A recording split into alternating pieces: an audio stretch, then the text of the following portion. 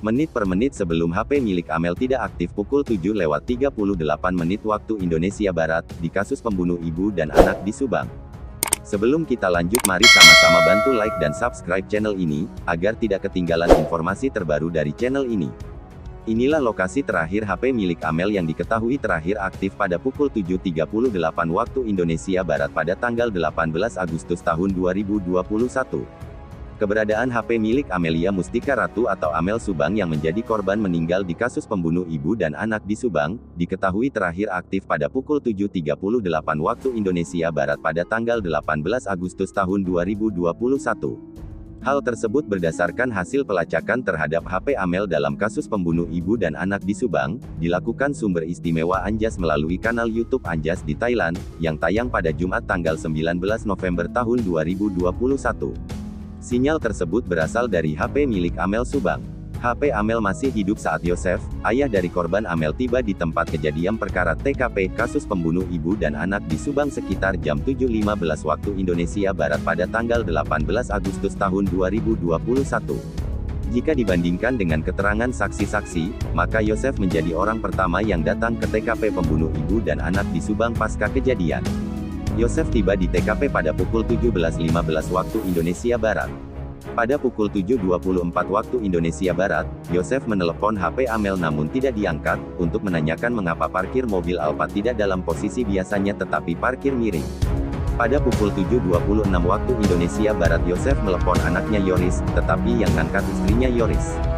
Setelah memanggil Mang Ujang untuk menjaga TKP, Pak Yosef pergi ke Polsek Jalan Cagak dan mampir dulu ke rumah ibu angkat Danu, untuk meminta tolong ke TKP karena seperti ada perampokan. Jadi saat Yosef pergi dari TKP ke Polsek Jalan Cagak, dia melewati posisi itu.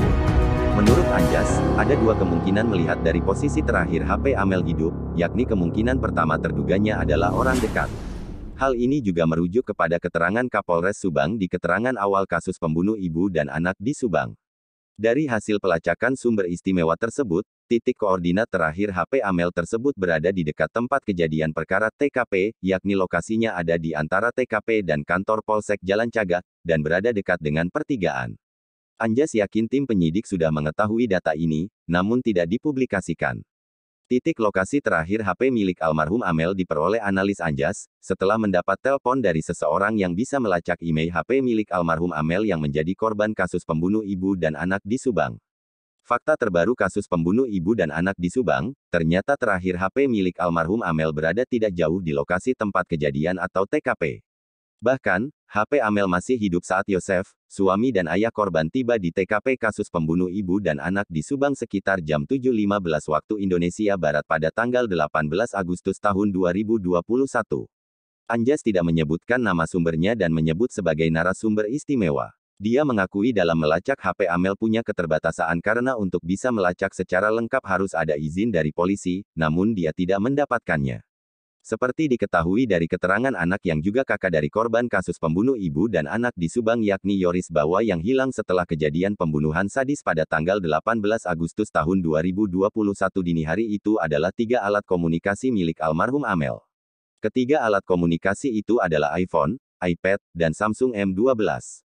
Anjas menduga HP tersebut ada data-data penting yang bisa merujuk ke pelaku atau dalang dari kasus pembunuh ibu dan anak di Subang. Semoga ada titik terang dalam kasus ini, tetap ikuti channel ini untuk mendapatkan info terbaru, terima kasih.